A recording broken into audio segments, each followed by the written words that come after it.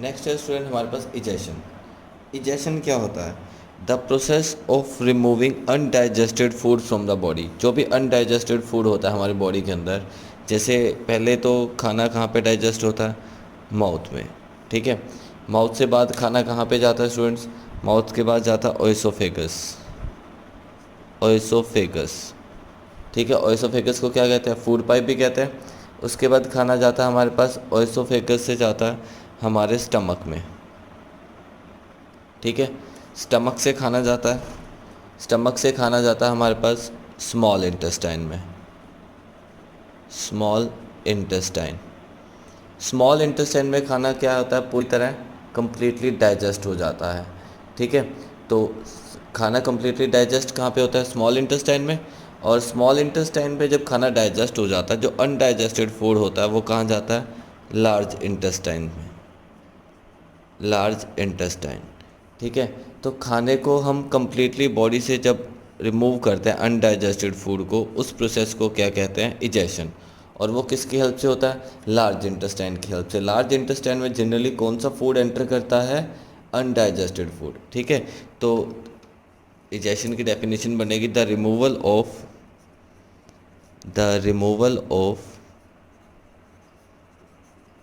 Undigested food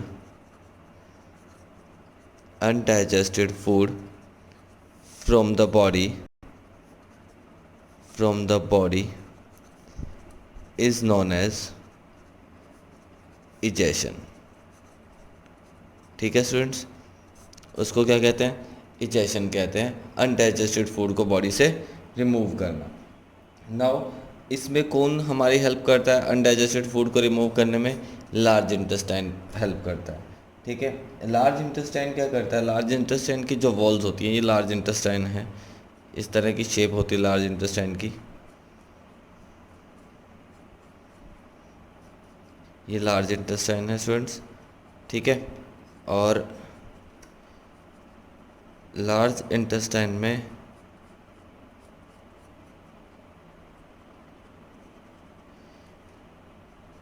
यहाँ पे एक ब्लाइंड ट्यूब कहते हैं इसको, जिसका नाम होता है अपेंडिक्स।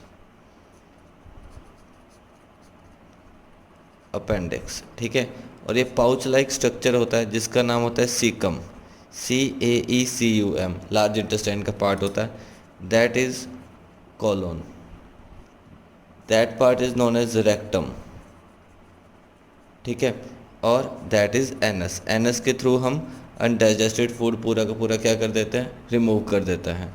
ये सीकम, कोलोन और रेक्टम, ये लार्ज इंटेस्टाइन के पार्ट्स होते हैं। ठीक है, कोलोन ही मेन जनरली पार्ट होता है। इसकी जो लार्ज इंटेस्टाइन की वॉल्स होती हैं, वो अनडाइजेस्टेड फूड से वाटर क्या कर लेती हैं? एब्जॉर्ब कर लेती हैं। और बचा हुआ मटेरियल कौन सा रह जाता है? सॉलिड मटेरियल, जो हम बॉडी से क्या करते हैं? सेमी सॉलिड मटेरियल रह जाता है, जो हम बॉडी से क्या कर देते हैं? रिमूव कर देते हैं थ्रू द एनस। ठीक है, इसमें लिखेंगे the walls of large intestine, the walls of large intestine absorb most of water from undigested food। ठीक है, अनडाइजेस्टेड फूड से मोस्टली जो वाटर है वो कौन एब्जॉर्ब कर देता है? लार्ज इंटेस्टाइन की वॉल्स एब्जॉर्ब कर लेती हैं। ठीक है, जो लास्ट पार्ट होता है लार्ज इंटेस्टाइन का, that is known as rectum. ठीक है, जो अनडाइजेस्टेड फूड को टेम्परेरीली स्टोर करके रखता है, आफ्टर दैट एनस के थ्रू क्या कर देता है? रिमूव करवा देता है। क्लियर है स्टूडेंट? तो ये इजेशन का टॉपिक था इतना सा। नेक्स्ट हमारे पास टॉपिक आएगा डेंटल कैरीज। डेंटल कैरीज क्या होता है? डेंटल कैरीज, डेंटल कैरीज में क्या होता है स्टूडेंट? एक सपोज एक टीथ है हमारे पास, ठीक है। टीथ की जो अपर लेयर है, उसके बाद एक और लेयर होती है, ठीक है। और एक आते हैं बिल्कुल लास्ट में लेयर। टीथ की हमारे 3 लेयर्स होती हैं, ठीक है। अपर लेयर को कहते हैं स्टूडेंट्स इनेमल, ठीक है। और सेकंड लेयर को कहते हैं डेंटाइन। थर्ड लेयर होती है दैट इज़ पल्प कैविटी, जिसके अंदर नर्व्स और ब्लड वेसल आती है। पल्प कैविटी में क्या आता है, नर्व्स एंड ब्लड वेसल्स, ठीक है, जो लास्ट पार्ट होता है। तो इनेमल जो होता है सबसे स्ट्रोंगेस्ट मटेरियल होता है हमारे बॉडी के अंदर, हार्ड मटेरियल होता है इनेमल, ठीक है। और उसके बाद आता है डेंटाइन। डेंटाइन हमारी बोन्स की तरह हार्ड होता है, ये इनेमल बोन से भी ज़्यादा हार्ड होता है, ठीक है, हार्डेस्ट मटेरियल होता है, हार्डर देन बोन्स इनेमल। और डेंटाइन, डेंटाइन जो होता है वो बोन्स के जितना हार्ड होता है, ठीक है, जो इनेमल से नीचे वाली लेयर बनी होती है। उसके बाद आता है students pulp cavity. Pulp cavity में क्या आती है, ब्लड वेसल्स एंड नर्व्स। तो इनेमल में हम क्या लिखेंगे, hard outer covering, hard outer covering, hard outer covering of tooth, जिसको क्या कहते हैं, इनेमल कहते हैं, ठीक है। और हार्डेस्ट मटेरियल होता है हमारी बॉडी का सबसे। और tooth below the enamel, the part of tooth below enamel, इसको क्या कहते हैं हम, डेंटाइन कहते हैं, ठीक है। और डेंटाइन सिमिलर टू बोन्स होता है, सिमिलर टू बोन्स, बोन्स के जितना हार्ड होता है ये, ठीक है स्टूडेंट्स, सिमिलर टू बोन्स। उसके बाद आता है pulp cavity. Pulp cavity contains, ये डेंटाइन से नीचे वाला पोर्शन होता है, inside the dentine, inside dentine, ये कहाँ पे होता है, डेंटाइन के अंदर होता है, ठीक है। और इसके पास क्या होती है, काफ़ी सारी nerves and blood vessels, contains nerves and blood vessels, ठीक है। अब देखो स्टूडेंट क्या होता है कि हम रात को खाना खाते हैं, फूड हमने कोई भी खाया, ठीक है, तो हमारे माउथ के अंदर क्या बनेगा, एसिड फॉर्म होता है, ठीक है। और एसिड फॉर्मिंग बैक्टीरियाज होते हैं, एसिड फॉर्मिंग बैक्टीरियाज, वो क्या करते हैं, रात को इस टीथ के ऊपर अपना एसिड इफेक्ट छोड़ना स्टार्ट कर देते हैं, ठीक है। एसिड के कारण धीरे धीरे हमारे टीथ में क्या होने लग जाता है, होल हो जाता है, ठीक है, जिसको हम कहते हैं कीड़ा लग जाना, हमारे दांतों को कीड़ा लग जाता है। वो एक्चुअल में एसिड फॉर्मिंग बैक्टीरियाज होते हैं जो यहाँ पे एसिड क्रिएट करवाते हैं, जिसके कारण टीथ में क्या हो जाता है, होल हो जाता है। तो अब हम जो भी खाना खाएंगे, कुछ भी खाएंगे, वो इस होल के थ्रू अंदर जाना शुरू कर देगा, फिर धीरे धीरे वही होल डेंटाइन लेयर में भी हो जाएगा, ठीक है। डेंटाइन लेयर से अब पल्प कैविटी तक सीधा रास्ता क्लियर हो गया, ठीक है।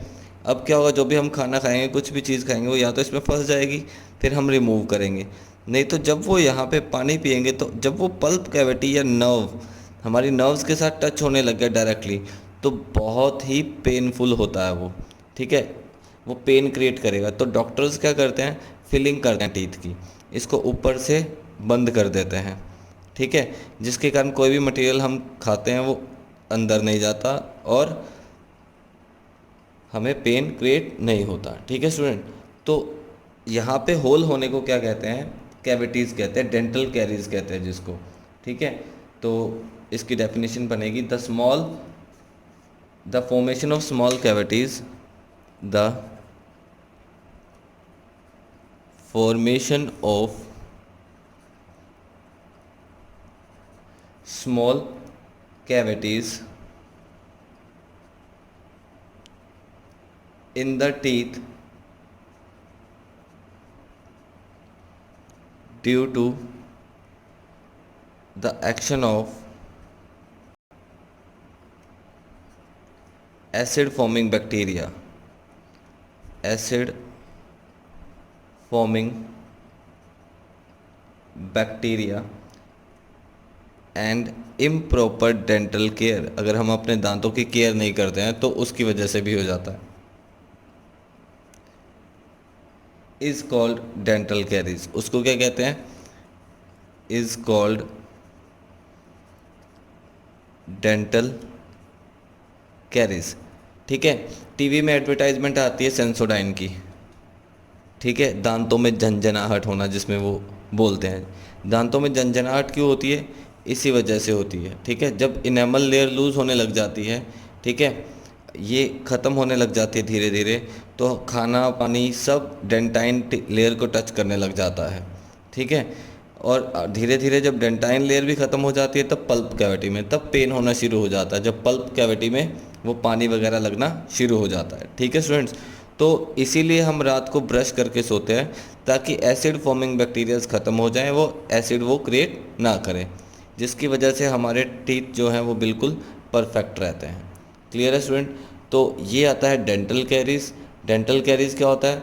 टीथ में होल हो जाना, ठीक है, due to action of acid forming bacteria and improper dental care, उसको क्या कहते हैं? डेंटल कैरीज कहते हैं। क्लियर है स्टूडेंट यहाँ तक?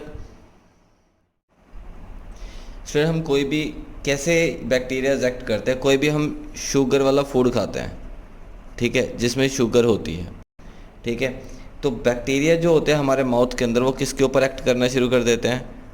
बैक्टीरिया जो होते हैं वो एक्ट करना शुरू कर देते हैं शुगर के ऊपर, ठीक है। और क्या प्रोड्यूस करवाते हैं? जब वो शुगर के ऊपर एक्ट करते हैं तो क्या प्रोड्यूस करवाते हैं? एसिड प्रोड्यूस होता है उससे, ठीक है।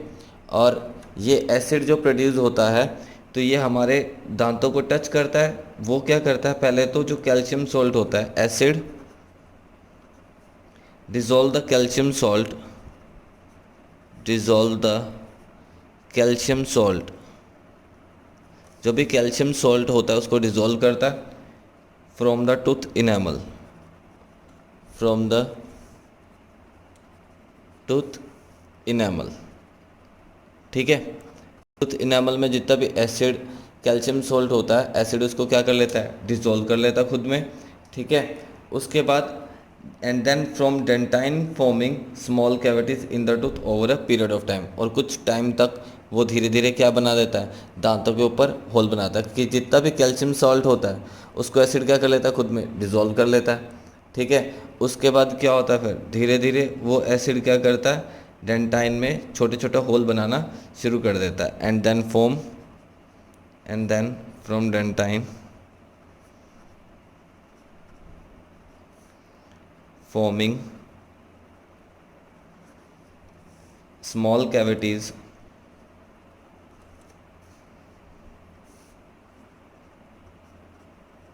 in the tooth over a period of time, ठीक है।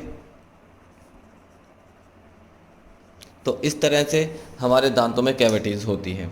नाउ नेक्स्ट है फॉर्मेशन ऑफ कैविटीज़ से क्या होता है कि जो टूथ और पल्प कैविटी का डिस्टेंस है वो क्या हो जाता है? कम हो जाता है। एसिड जो प्रोड्यूस होता है बैक्टीरिया से वो नर्व एंडिंग्स को इरिटेट करने लग जाता है, जिससे टूथ एक्स होता है, ठीक है। एसिड फिर ये कहाँ पे पहुँचने लग जाता है? पल्प कैविटी में पहुँचने लग जाता है, ठीक है। पल्प कैविटी में पहुँच गया तो कोई भी ह्यूमन बींग्स है उसको पेन होना टीथ दांतों में शुरू हो जाता है, ठीक है। क्लियर है स्टूडेंट? जब पल्प कैविटी पे एसिड पहुंच जाता है, पल्प कैविटी में क्या होता है? नर्व्स और ब्लड वेसल्स होती हैं। अगर हम अपने टीथ को रेगुलरली क्लीन नहीं करते हैं तो उससे क्या होता है? एक स्टिकी येलोइश लेयर बन जाती है, ठीक है, फूड पार्टिकल्स की और बैक्टीरिया की। उसको क्या कहते हैं? डेंटल प्लेग कहते हैं। कईयों के दांत पीले होते हैं स्टूडेंट्स, ठीक है, उसको क्या कहते हैं? Dental plaque. If the teeth are not clean regularly, अगर हम रेगुलरली क्लीन नहीं करते हैं,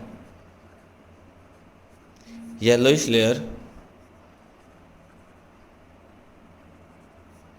layer of food particle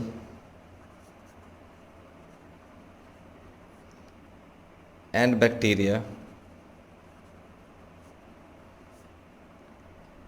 formed known as dental plaque, और उसको क्या कहते हैं हम? डेंटल प्लेग कहते हैं।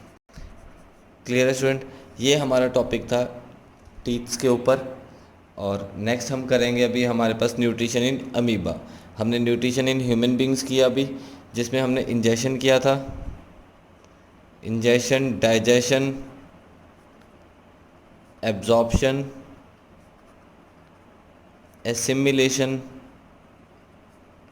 And then egestion. यही सेम टॉपिक्स या यही सेम प्रोसेसेस किस में होते हैं? न्यूट्रिशन इन एमीबा में भी होंगी, लेकिन वो as compare to human beings क्या होगा, डिफरेंट होगा, और जनरली एग्जाम में आने वाला टॉपिक होता है। क्लियर है स्टूडेंट।